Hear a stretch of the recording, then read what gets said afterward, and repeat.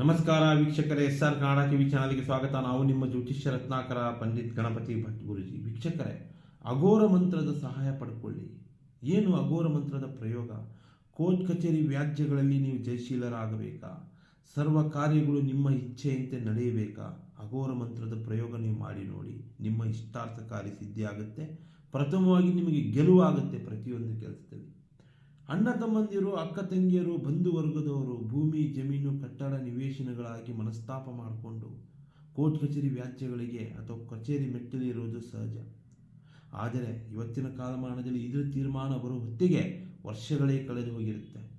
ಅಷ್ಟೊತ್ತಿಗೆ ನಿಮ್ಮ ವಯಸ್ಸು ಕೂಡ ಆಗಿರುತ್ತೆ, ಕೈಯಲ್ಲಿರುವ ಹಣವೆಲ್ಲ ಖರ್ಚಾಗಿ ಹೋಗಿರುತ್ತೆ. ನೀವೇನು ಆಸೆ ಪಟ್ಟಿರ್ತೀರ ಅದು ಸಿಗುವಷ್ಟೊತ್ತಿಗೆ ನಿಮ್ಮ ಅರ್ಧ ಆಯುಷ್ಯ ಕಳೆದು ಹೋಗಿರುತ್ತೆ.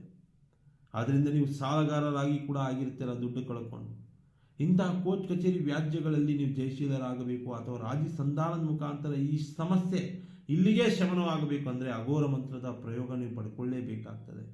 ಹಾಗೂ ಕೆಲವೊಬ್ಬರಿಗೆ ಸುಖ ಸುಮ್ಮನೆ ವ್ಯಕ್ತಿಗಳ ಮೇಲೆ ಅಪಮಾನಗಳು ಅವಮಾನಗಳು ಮಾಡ್ತಾನೆ ಇರ್ತಾರೆ.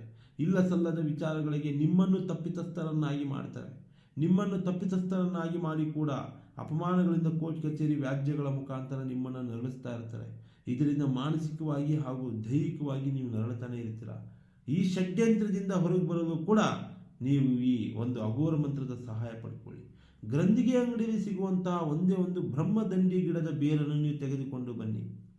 ಯಾವುದೋ ಒಂದು ಶುಭ ದಿನ, ನಿಮಗೆ ಅದೃಷ್ಟದ ದಿನ ನೀವು ಅಂದ್ಕೊಂಡಂಥ ದಿನ, ಬಲಗೈಯಲ್ಲಿ ಆ ಬ್ರಹ್ಮದಂಡಿಯ ಬೇರನ್ನು ಹಿಡ್ಕೊಂಡು 11 ಬಾರಿ ನೀವು ಅಘೋರ ಮಂತ್ರವನ್ನು ಜಪಿಸಬೇಕಾಗ್ತದೆ. ಈ ರೀತಿಯಲ್ಲಿ ಇರ್ತದೆ ಮಂತ್ರ, ಬರ್ಕೊಳ್ಳಿ ವೀಕ್ಷಕರೇ.